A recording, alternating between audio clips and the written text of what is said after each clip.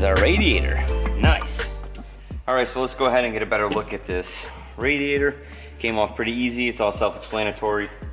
2 brackets at the top on each side which go into the frame, and then really the only other thing that was holding it on was another bracket that's on the bottom. And then of course you have some hoses and stuff like that here, here, and here. Fan plug, and then another plug here. So pretty self-explanatory. Next thing that we're going to take off is the bracket that was holding on the radiator. Looks like a 10mm that goes into the bottom of the engine. There should only be 2 screws. So we're going to go ahead and take that off, and then that'll give us access to the exhaust.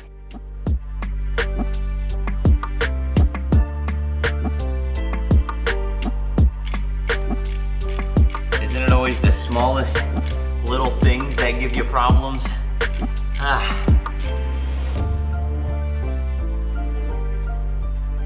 Alright, so now what we're going to do is take off the exhaust. I already did the other side. There's 8 screws in total. There's going to be 2 screws for each pipe. So I already did the other 4. What we're going to do is do the other side now.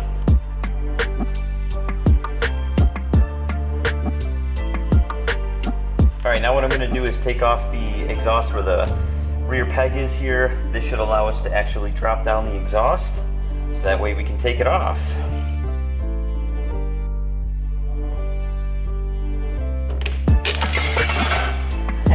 There it goes.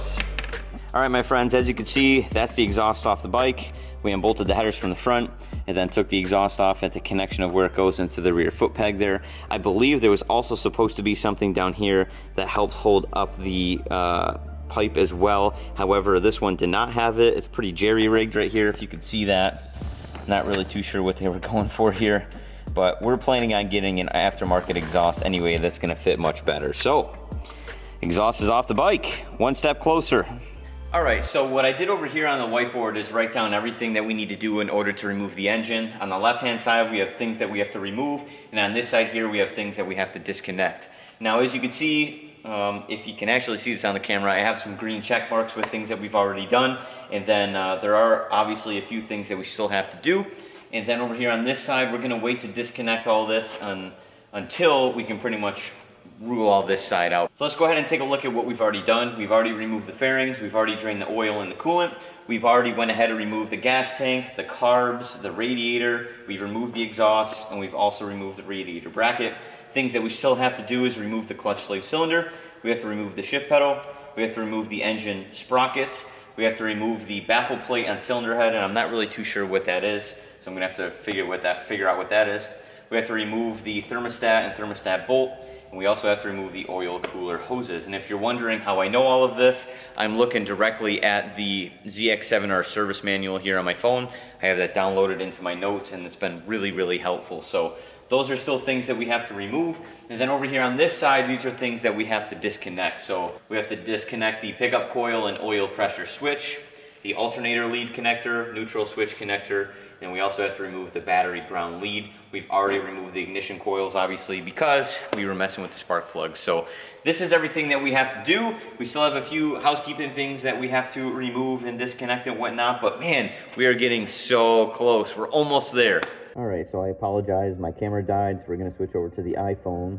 What we're gonna go and disassemble next is the clutch sleeve cylinder, which is located right here. But in order to get to this banjo bolt, we gotta go ahead and remove this coolant line first.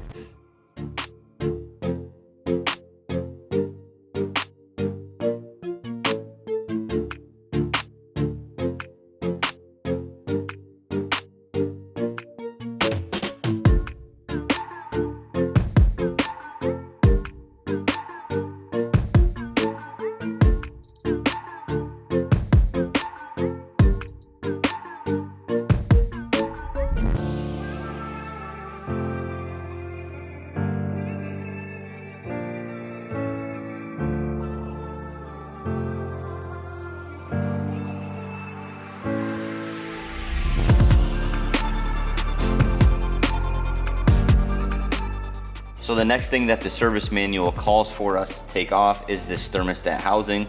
Looks like there's one main bolt that screws right into the frame, and we're taking this off because there's some oil cooler hoses that we have to disconnect, and I believe another main coolant line that runs behind this that we also have to disconnect. So let's go ahead and take that off.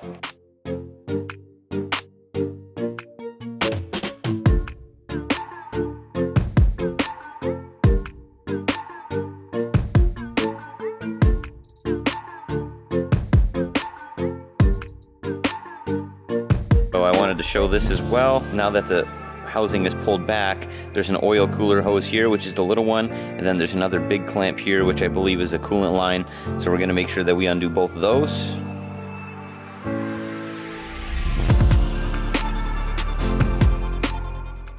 Okay, so this is what we just took off the bike, and I wanted to show a little bit more in detail what I did because the camera angle wasn't really too good. So we disconnected this connector here that was going to the main harness that run right along in front of the bike where the exhaust was. So we went ahead and disconnected that. We also took off the main coolant line here. It was a big hose, just disconnected that. Then there was an oil pressure hose that went into this little guy right here. The main thing that was keeping this on the bike, a screw goes directly into the frame right from here. So that was easy, just go ahead and take that off. And then yeah, after that you can just go ahead and take your whole thermostat housing right off the bike. So okay, now what we got to do is disconnect some wiring here. Went over to the phone, that way I can use my light so you guys can see a little better. So there's a few things that we have to unplug. I don't know the names of everything, so after I do what I think needs to be unplugged, I'll bring you guys over to the whiteboard so I can show you the names of everything. So I think the first thing here is this little plug here. So we're gonna go ahead and unplug that. Good. Next one is the clip that's right here. So I'm gonna go ahead and disconnect that. I don't know if I'll be able to do that with one hand. I'll try it. There we go. There's that one there. Cool. I think we might have to do that lead under there too. There we go. Sorry about my finger there. I believe that's good. Okay, so red was on top, black was on the bottom. We just did this clip here. So now what we're gonna do is this main clip here. That's gonna be tough with one hand for sure. Okay, so we just did that one. So I switched sides of the bike here, that way I could get a better view. We just went ahead and disconnected that connector that you just saw. I believe that we also have to do this battery lead here, and then there's another one underneath. And I thought this was supposed to be a connector, but I guess not. So that's a green, that's a green. This goes into the main wire harness here. And then there's this green wire here, which there is a knot. Yeah, so this black wire that I'm just separated right here that you can see my finger on goes into there. I believe that's our neutral switch indicator, and that's what this is right here. So I'm gonna go ahead and disconnect that. Yep, separated. And the last thing I think that we have to do is those here, these connectors.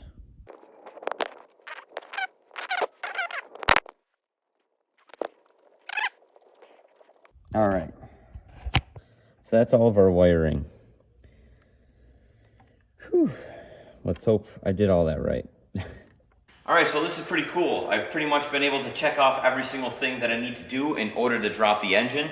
The only two things that I haven't checked off yet is the engine sprocket and then the baffle plate on the cylinder head. I haven't done the engine sprocket because I don't have a socket big enough in order to take that off. So I either have to borrow one from my friend next door or I'm gonna have to buy one. Might as well just buy one because I plan on obviously having to do this type of work in the future. So I have to do that. Then the other thing is the baffle plate on the cylinder head. I don't know what that is. So I have to either do research on what that is, or when I go to drop the engine, I'm gonna remove all the engine mounts and whatever's still stuck on there that's stopping me from being able to remove the engine, I'm just gonna go ahead and take it off at that time. So I probably won't even do that. I'm just gonna try and drop the engine by removing all the mounts and then see what's kind of restricting me from the engine from being able to come out, and then remove it as I do that process. And then over here on this side, I've been able to do all the disconnections of the wiring. I apologize that I wasn't really too thorough with that. I grabbed my phone and just disconnected what I thought all of these things were. The diagram on the service manual really isn't too good. It's in black and white and it's really just not in good detail. It's pretty blurry when I try and zoom in. So I just disconnected what I thought that was, and again, when I go ahead and drop the engine, I'm gonna see what's still on there that's restricting the engine from coming out, and I'll disconnect it as such.